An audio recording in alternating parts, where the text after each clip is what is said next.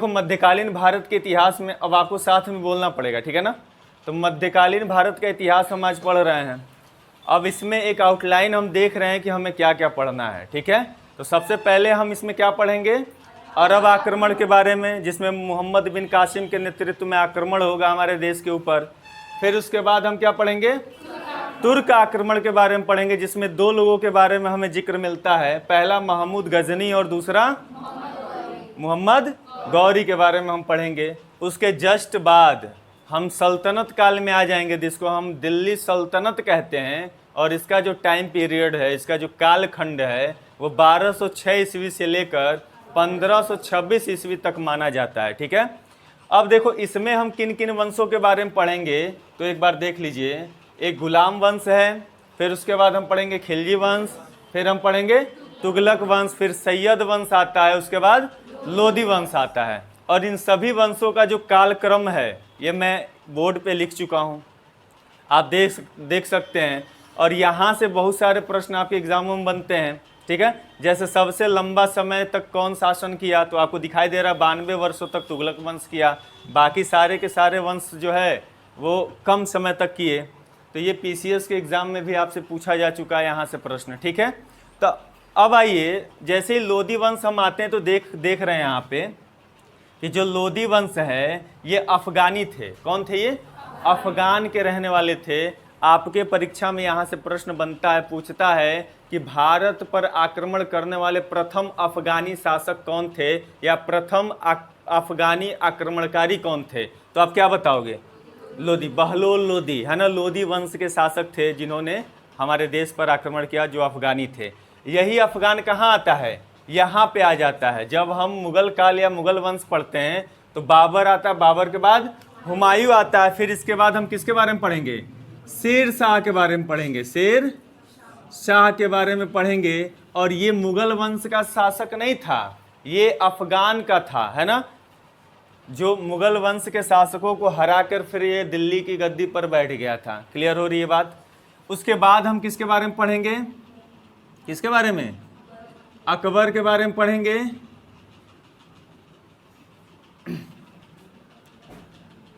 उसके बाद जहांगीर, जहांगीर आएगा ना जी, फिर शाहजहां, फिर औरंगजेब।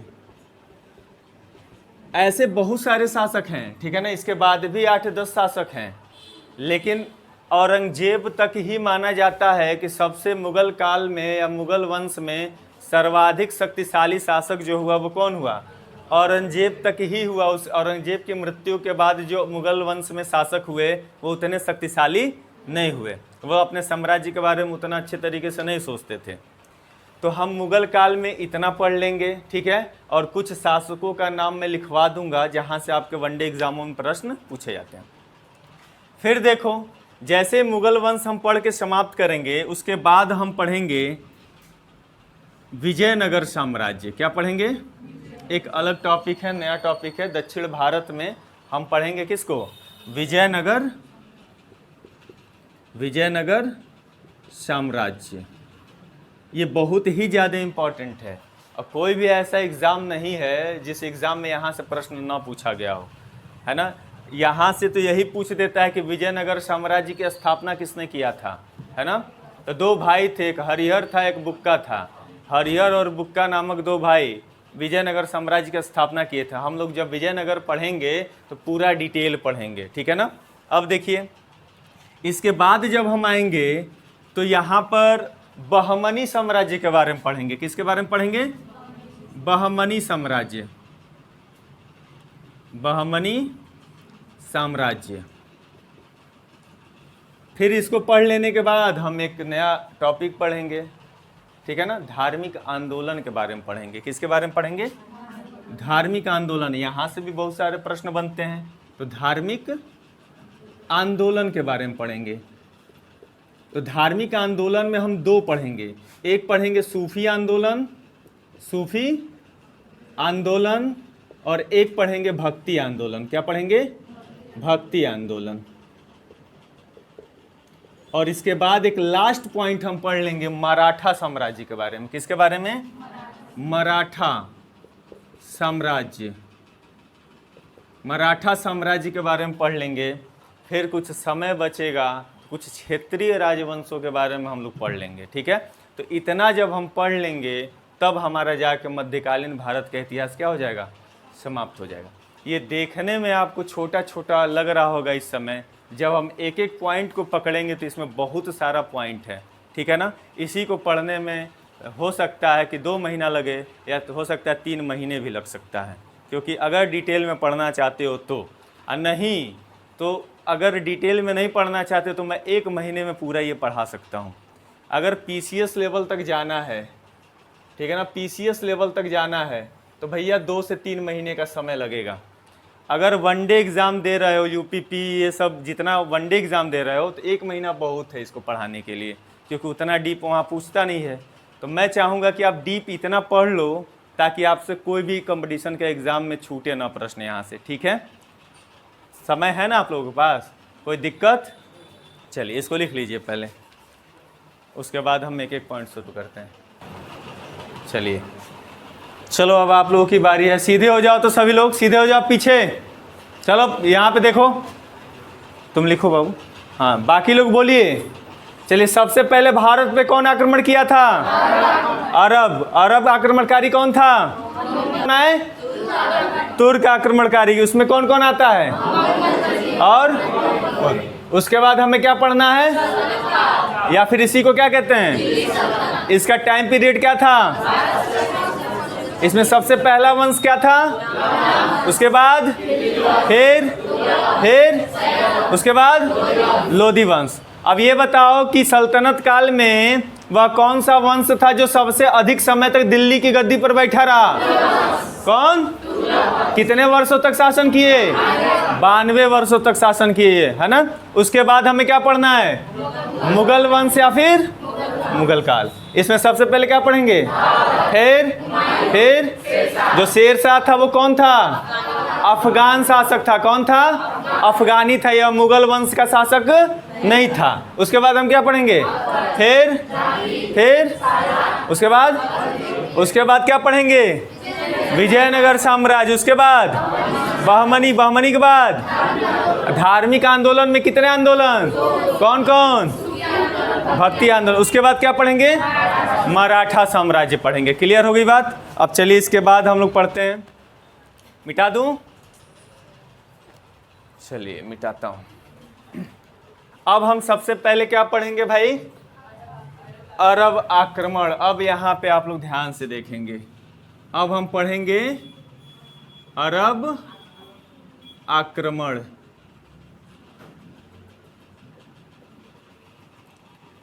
चलिए भाई यहाँ से बहुत सारे प्रश्न बनते हैं, तो सबसे पहले इसको मैप पे हम समझेंगे, ठीक है।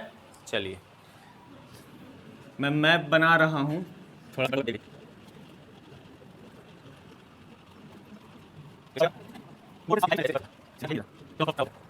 ये हमारा देश भारत है, ठीक है। अब कहता ध्यान से, इसमें कुछ जगहों के नाम बताऊंगा, थोड़ा सा ध्यान से देख लो। ए गधा तुम लिख क्यों रहा है? जब बोलता हूँ समझने के लिए तो समझिए। सुनिए, ये जो पूरा इलाका दिख रहा है ना आपको, ये पूरा का पूरा इलाका कहलाता था सिंध। क्या कहलाता था बाबू? सिंध क्षेत्र कहलाता था। इस सिंध क्षेत्र में आपका जम्मू कश्मीर का भी बहुत सारा हिस्सा था, है ना। ये पूरा पंजाब, हरियाणा, हिमाचल प्रदेश का कुछ हिस्सा, कुछ राजस्थान का हिस्सा, ये सारा हिस्सा आपका सिंध प्रांत में आता था। क्लियर हो गई बात?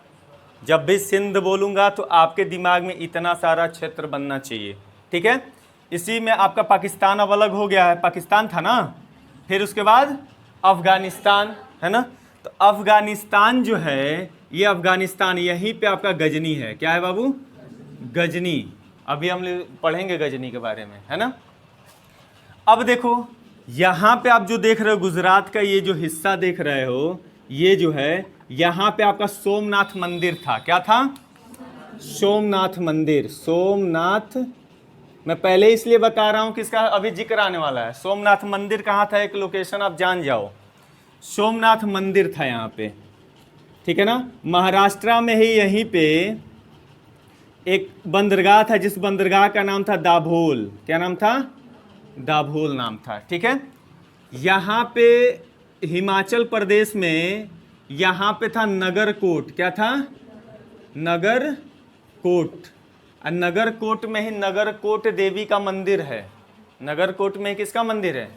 या फिर माँ ब्रह्मेश्वरी देवी मंदिर उसको बोलते हैं, उनका मंदिर यहाँ पे नगरकोट में है। मैप पे आपको इतना चीज पता होना चाहिए। क्लियर है? अब देखो, अरब आपका यहाँ पे क्या है? अरब है। क्या है? अरब है। यहाँ पे क्या है? तुर्क है। क्या है? तुर्क है। मैप यहाँ पे है आपका, देखो मैप दिखाई दे रहा है ना। यहाँ पे सऊदी अरब लिखा है, और जो Iran, Iraq, Afghanistan, Turkmenistan, Uzbekistan, ये सब इलाका दिख रहा है ना, ये सारा का सारा क्या कहलाता था? तुर्क कहलाता था। क्या कहलाता था? उस समय तुर्क कहलाता था। आज ना अलग अलग पार्टीशन हो गया है, पहले क्या कहलाता था? तुर्क कहलाता था। और यहाँ पे अरब देश था, और यहीं पे फारस की खाड़ी है, और यहीं पे फारस साम्राज्य हुआ करता था। क्या हुआ करता था? फारस साम्राज्य हुआ करता था। बस एक मोटा मोटी कहानी आ जाओ, आज समझते हैं। ठीक है? अब देखो ध्यान से, अरब आक्रमणकारी, ये जो अरब थे वो हमारे भारत देश पर आक्रमण क्यों किए? आक्रमण करने के पीछे रीजन क्या था? कारण क्या था? सबसे पहले हम उस कारण को समझते हैं, फिर दूसरा नंबर ये समझेंगे कि जो अरब आक्रमणकारी थे उनका उद्देश्य क्या था, है ना। तो सबसे पहले रीजन को समझो, कारण को समझो। कारण ये था कि उस समय हमारा जो भारत देश है वो सोने की चिड़िया कही जाती थी। क्या कही जाती थी? और सोने की चिड़िया क्यों कही जाती थी, आप बताओ? क्योंकि भारत देश धन संपत्ति और संपदा में बहुत ज़्यादा ही आगे था। इसके पास धन की कोई कमी नहीं था। चाहे हम कृषि के क्षेत्र में देखें, यहाँ पे उपजाऊ भूमि थी, जिसके वजह से अधिशेष का उत्पादन होता था, मतलब अत्यधिक अनाज का उत्पादन हम करते थे। दूसरी बात ये थी कि यहाँ पे सोने और चांदियों की कोई कमी नहीं थी। क्यों नहीं थी? क्योंकि यहाँ पे जो दाभोल बंदरगाह आप देख रहे हो, तो उस समय में लगभग मैं 500 या 600 650 ईस्वी की बात बता रहा हूँ। तो दाभोल बंदरगाह से यहाँ पे फारस और अलग अलग देशों से व्यापार होता था। तो हमारे देश से अगर कोई वस्तु ले जाते थे ये लोग, तो ये लोग उसके बदले में सोना या चांदी हमारे देश को देते थे। तो इस तरह से हमारे देश में सोने और चांदी की संख्या क्या होती गई? बढ़ती चली गई। और हमारे देश के जितने मंदिर थे, उन मंदिरों में लोग चढ़ावा चढ़ाते हैं, आज भी चढ़ाते हैं। आज देखो साईं बाबा का मंदिर है, या फिर आपका दक्षिण भारत में जो बड़ी बड़ी मंदिरें हैं, अथाह संपत्ति है उन मंदिरों के अंदर, है ना। तो लोग चढ़ावा चढ़ाते थे। उसी तरह से यहाँ पे जो सोमनाथ मंदिर है या नगरकोट का मंदिर है, वहाँ पे इतनी ज़्यादा अथाह संपत्ति थी, उन संपत्तियों पर इनकी गिद्ध की नज़र थी। किनकी? अरब वालों की। ये सोचने लगे कि अगर उतनी संपत्ति हमारे हाथ लग जाए तो हम पूरे विश्व पर शासन कर सकते हैं। बात समझ में आ रही है? तो उस धन के लालच में, उस संपत्ति के लालच में ये अरब वाले हमारे देश पर आक्रमण करने के बारे में सोचना शुरू कर दिए। बात समझ में आ रही है? अब देखो, लगभग अरब ने 650, लगभग 650 या 636 ईस्वी में फारस साम्राज्य को पराजित कर दिए। लगभग 650 ईस्वी में जो अरब थे वो किसको पराजित कर दिए? फारस साम्राज्य को पराजित कर दिया। और फारस साम्राज्य उस समय कालखंड में विश्व का बहुत ही शक्तिशाली साम्राज्य हुआ करता था। अब सोचो, एक बहुत बड़े शक्तिशाली साम्राज्य को जब अरब वालों ने हरा दिया, तो इनका जो हौसला था वो कितना बुलंद हो गया होगा? बहुत ज़्यादा बुलंद हो गया। और हौसला जब बढ़ गया, तब उन्होंने सोचा कि अगर हम फारस को हरा सकते हैं तो क्यों ना हम जाके भारत को भी हरा दें, क्यों ना भारत को हम लूट लें, है ना।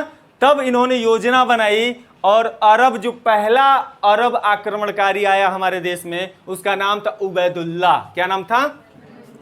उबैदुल्ला। ठीक है ना। उबैदुल्ला आता है, आक्रमण करता है, एक अभियान भेजा जाता है, और उबैदुल्ला जब आक्रमण करता है तो ये सफल नहीं होता है। इसकी हत्या कर दी जाती है, इसको मार दिया जाता है, मौत के घाट उतार दिया जाता है। जब ये मर जाता है, उसके बाद बगदाद का खलीफा, जिसका नाम था अल कादिर बिल्लाह, क्या नाम था? अल कादिर बिल्लाह, बगदाद का खलीफा था। बगदाद के खलीफा ने 712 ईस्वी में मोहम्मद बिन कासिम को बुलाया और कहा कि जाओ और भारत पर आक्रमण करो, पूरी एक सेना की पलटन ले लेता है ना। तो आपको याद रखना है कि बगदाद का खलीफा कौन था? अल कादिर बिल्ला। क्या नाम था? अल कादिर बिल्ला के आदेश से कौन? मोहम्मद बिन कासिम। कौन बाबू? मोहम्मद बिन कासिम। मोहम्मद बिन कासिम, ठीक है ना। बगदाद का नाम वो बगदाद का खलीफा मैं लिख दे रहा हूं यहां पे। बगदाद का खलीफा कौन था? अल कादिर बिल्ला। अल कादिर बिल्ला, इसने आदेश दिया, कहा कि मोहम्मद बिन कासिम जाओ। 712 ईस्वी में यह आदेश कब मिला? 712 ईस्वी में। कब? 712 ईस्वी में। आप जब सतीश चंद्र की किताब पढ़ोगे तो उसमें 711 ईस्वी लिखा गया है। ये 711 और 712 में बच्चे फंस जाते हैं। फंसना नहीं है। आदेश मिला था 711 ईस्वी में, लेकिन इसने आक्रमण कब किया? 712 ईस्वी में। और आपके एग्जाम पॉइंट ऑफ व्यू से ये वाला डेट इंपॉर्टेंट है, 711 वाला इंपॉर्टेंट नहीं है। क्लियर होगी बात? अब यहाँ पे देखिए, अब ये मोहम्मद बिन कासिम आता है, और जब आता है आक्रमण करने तो ये फारस को जीत लिया। फारस से होते हुए यहाँ पे आया, और जैसे ही सिंध पहुंचता है ना, तो सिंध पर दाहिर नाम का शासक था। कौन था? दाहिर। कौन था बाबू? दाहिर। इसके बाप का नाम था चाच। क्या नाम था? चाच। मतलब इसके पहले चाच नामक एक ब्राह्मण का कब्जा था सिंध पर, है ना। ये कन्नौज, जो उत्तर प्रदेश में कन्नौज पड़ता है ना, कन्नौज से कुछ ब्राह्मणों को बुलवाया था और वहां पे खेती करता था, वहीं पे रहता था और शासन करता था। उसके बाद उसका पुत्र आता है, क्या नाम उसका? दाहिर आता है ना। तो दाहिर का शासन कहां पे था? सिंध पे था। जब मोहम्मद बिन कासिम आक्रमण किया उस समय सिंध का राजा कौन था? ये आपके पीसीएस के एग्जाम में पूछा गया था कि मोहम्मद बिन कासिम के आक्रमण के समय सिंध का शासक कौन था। या फिर आपसे वनडे एग्जाम में पूछा गया है कि अरब आक्रमण के समय सिंध का शासक कौन था। तो आपको क्या याद रखना है? दाहिर था। अब दाहिर के पास भी बहुत अच्छी सेना थी। अब ये मुंहतोड़ जवाब दे रहा था मोहम्मद बिन कासिम को, लेकिन मोहम्मद बिन कासिम के पास कुशल नेतृत्व भी था और उसके साथ साथ उसके पास बहुत अच्छे नस्ल के घोड़े भी थे और घुड़सवार सैनिक थी उसके पास। ये उसके पास प्लस पॉइंट था। लेकिन हमारे राजा साहब दाहिर के पास कुछ नहीं था, है ना। ये हाथी पे चढ़ के युद्ध लड़ते थे और इनके पास क्या थी? तेज रफ्तार में दौड़ने वाले घोड़े थे और उन घोड़े पे बैठकर युद्ध करने वाले बड़े बड़े योद्धा थे। उसके दम पर ये दाहिर को क्या करने लगा? युद्ध में मात देना शुरू कर दिया। और ऐसा कहा जाता है, इतिहासकार लिखते हैं अपने किताब में कि जब ये बराबर का टक्कर दे रहा था दाहिर, और युद्ध क्षेत्र में हुआ क्या, ये हाथी पे चढ़ के बैठ के लड़ रहा था, और जब युद्ध पूरे घमासान के बिंदु पर पहुंच गया, उसी टाइम कहा जाता है कि दाहिर का जो हाथी था वो सनक गया। सनक गया मतलब पगला गया। क्या हो गया? पागल हो गया। और अपने ही सैनिकों को वो हाथी मारना शुरू कर दिया। अपने ही सैनिकों को मारना शुरू कर दिया। इस तरह से युद्ध क्षेत्र में, उस युद्ध क्षेत्र में दाहिर जो है पराजित तो होना स्वाभाविक सी बात है। जब उसका हाथी ही पागल हो गया तो ये कमजोर पड़ने लगा। जब कमजोर पड़ने लगा तो ये हावी हो गया और इस तरह से अरब आक्रमणकारी दाहिर की हत्या कर दिए, मार दिए और सिंध पर विजय प्राप्त कर लिए। बात समझ में आ गई? क्लियर हुआ बात? तो आपसे पूछा जाएगा, ये प्रश्न पूछा जाएगा कि सिंध का शासक कौन था? दाहिर था। उसकी हत्या किसने किया? मोहम्मद बिन कासिम। अब देखो, मोहम्मद बिन कासिम जैसे इसको पराजित कर देता है तो दाहिर की 2 पुत्रियां थीं। कितनी पुत्रियां थीं? 2 पुत्रियां थीं। अब ये बगदाद के खलीफा से आदेश लेकर युद्ध कर रहा था, तो ये सोचा कि भाई इसकी 2 पुत्रियां थी। पुत्रियां उसकी जो थी वो बहुत ही सुंदर थी, राजकुमारी थी। भाई स्वाभाविक सी बात है, सुंदर होंगी। तो इन 2 पुत्रियों को मोहम्मद बिन कासिम उठाता है और ले जाके सीधे इसके सामने प्रस्तुत कर देता है। किसके पास? बगदाद के खलीफा के पास। इराक की राजधानी बगदाद है। इराक की राजधानी क्या है? बगदाद है। और बगदाद के खलीफा के पास जब ये प्रेजेंट करता है, कहता है कि खलीफा मैं आपके लिए एक नायाब तोहफा लेकर आया हूँ। है ना, पूरे भरे दरबार में। तो भाई खलीफा एकदम गदगद हो जाता है, कौन सा नायाब तोहफा है। तो दाहिर की 2 पुत्रियां जैसे उसके सामने प्रेजेंट की जाती हैं, ये जो अल कादिर बिल्लाह था बगदाद का खलीफा, ये आग बबूला हो जाता है। कहता है कि ये दुस्साहस करने की तुम्हारी साहस कैसे हुई, है ना। और उसके बाद इतना क्रोधित होता है बगदाद का खलीफा कि मोहम्मद बिन कासिम को कोड़े से मार के उसकी चमड़ी उधड़वा देता है। कहता है किसी और की पुत्री को, किसी और की लड़की को आप मेरे सामने और एक वस्तु के रूप में प्रेजेंट कर रहे हो। और उसको कहा जाता है, इतिहासकार लिखते हैं कि गाय की चमड़ी में उसको पैक करवा देता है और उसकी दम घुटने से मृत्यु हो जाती है बिन कासिम का। और इस तरह से इसका कहानी खत्म हो जाता है। समझे? समझे कि नहीं समझे? नहीं समझे? चलिए, तुम लोग हंस रहे हो यहाँ पे, इसके कोड़े बरस रहे हैं। ये कहानी था। और यहाँ से बस 2 ही 3 पॉइंट पूछा जाता है। अरब आक्रमण से बस 2 ही 3 पॉइंट आपके वनडे लगभग पीसीएस लेवल के एग्जाम तक। लेकिन अगर पीसीएस के मेंस के लिए पढ़ोगे ना, तो पूरी कहानी पढ़नी पड़ेगी, कैसे कैसे क्या हुआ, युद्ध में कौन कौन मारा गया, कौन कौन साथ दिया, कौन कौन धोखा दिया, सब पढ़ना पड़ेगा। तो मेंस का तो क्लास है नहीं, बस पीटी लेवल तक मैं पहुंचा दिया आप लोगों को। अब देखो ध्यान से, इसमें कोई दिक्कत है? नहीं है ना। तो अब बताओ तुम लोग, बगदाद का खलीफा का नाम बता दो। कब आदेश दिया था? किसको दिया था? मोहम्मद बिन कासिम के पहले भी एक अभियान दल भेजा गया था। किसके नेतृत्व में? उबैदुल्लाह के नेतृत्व में। यह क्या हो गया था? असफल हो गया था। और सफल आक्रमणकारी कौन था? कहां पे आक्रमण किया? सिंध का शासक कौन था? और उसको क्या कर दिया? ये पराजित कर दिया। इतनी बात हो गई। अब उद्देश्य की बात करते हैं। आपके परीक्षा में उद्देश्य पूछा जाता है। पूछता है कि अरब आक्रमणकारियों का उद्देश्य क्या था, किस उद्देश्य से वो भारत पर आक्रमण कर रहे थे। तो 2 ही उद्देश्य याद रखना। पहला उद्देश्य याद रखना, लूटपाट करना। क्या करना? धन दौलत, धन लूटना, है ना। और दूसरा था इस्लाम धर्म का प्रचार प्रसार करना। तो 2 है उद्देश्य। पहला क्या है बाबू? लूट पाट करना और प्लस इस्लाम धर्म का प्रचार प्रसार करना। क्लियर हो गई बात? ये उद्देश्य है। अब इसको लिख लीजिए। फिर हम आते हैं महमूद गजनी पे। वो तो बहुत बड़ा आक्रमणकारी था। अब हम देखते हैं तुर्क आक्रमण, है ना। अब तुर्क आक्रमण को हमें देखना है और मैप पे हमें स्पष्ट दिखाई दे रहा है तुर्क यहाँ पे। हाँ, इसमें ज़्यादा पॉइंट नहीं था, ठीक है। अब तुर्क आक्रमण में हम देख रहे हैं कि तुर्कों ने कैसे हमला किया, आक्रमण किया हमारे देश पर। तो तुर्क आक्रमणकारी में हम एक देखते हैं, किसका नाम था भाई? महमूद गजनी। तो गजनी साम्राज्य यहाँ पर है। देखो ध्यान से, गजनी साम्राज्य कहाँ पे है? यहाँ पे अफगानिस्तान में है। कहाँ पे है? इस समय अफगानिस्तान में है। अब तुर्क आक्रमणकारियों में गजनी साम्राज्य का स्थापना किसने किया? तो ये लगभग 932 ईस्वी। कब आता है बाबू? 932 ईस्वी का टाइम पीरियड आता है। और इसमें 3-4 शासक हैं। उन शासकों का नाम देखिए। पहला जो आता है उसका नाम है अल्पतगीन। क्या नाम है? अल्पतगीन। जो दूसरा शासक हमें पढ़ना है उसका नाम है पिरितिगीन। क्या नाम है? पिरितिगीन। और जो तीसरा शासक है उसका नाम है सुबुक्तगीन। क्या नाम है?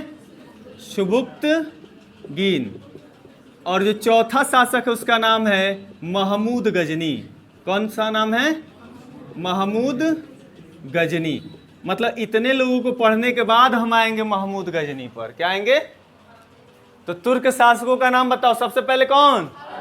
अल्पतगीन के बाद पिरतिगीन के बाद सुबुक्तगीन और उसके बाद महमूद गजनी। अब देखो, ये जो अल्पतगीन था, ये पूछता है ये कौन था। आपके परीक्षा में वनडे एग्जाम में पूछा गया है। तो याद रखिएगा, ये तुर्क सरदार था। ये तुर्क है ना, यहीं का एक सरदार था। कौन था?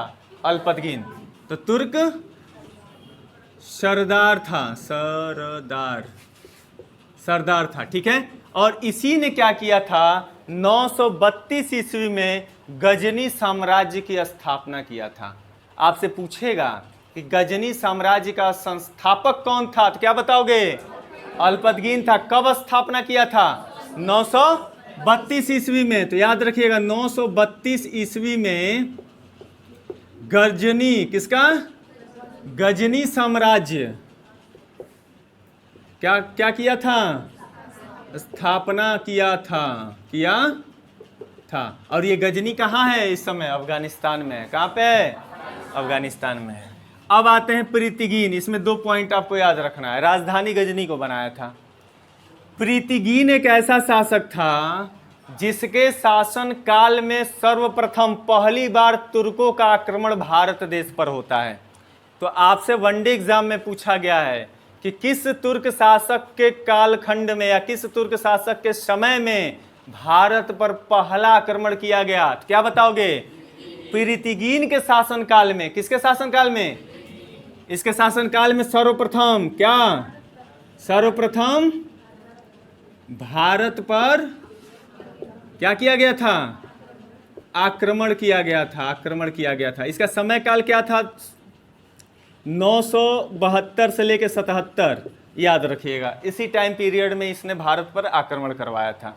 ठीक है, क्लियर हो गई बात। अब देखो उसके बाद कौन आता है, सुबुक्तगीन। उतना इसमें याद करने वाली बात एक चीज है, ध्यान से सुनो। इधर देखो सभी लोग, अल्पतगीन का जो गुलाम था वो कौन था, क्या था, सुबुक्तगीन कौन था, गुलाम था। आपके वनडे, ठीक है, कि अल्पतगीन का गुलाम कौन था, सुबुक्तगीन था। और तो और अल्पतगीन के वहां ये गुलामी करता था, है ना, उसका सारा काम करता था, घर का पोछा, खाना पीना सब कुछ। गुलाम था तो सब कुछ करेगा।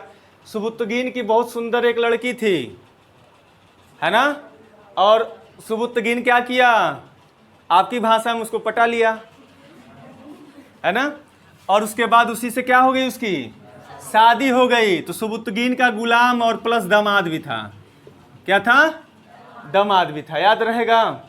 तो सुबुक्तगीन कौन था, अल्पतगीन का गुलाम भी था और दामाद भी था, दामाद बन गया। और इसी से जो बच्चा पैदा हुआ उसी का नाम क्या था, महमूद गजनी। ये इसका क्या था बाबू, पुत्र था। याद रहेगा, याद रहेगा ना। तो इस तरह से ये शासक हुए। अब हम महमूद गजनी के बारे में पूरा डिटेल पढ़ेंगे, कल पढ़ेंगे, इतना लिख लो, नहीं तो तुम लोग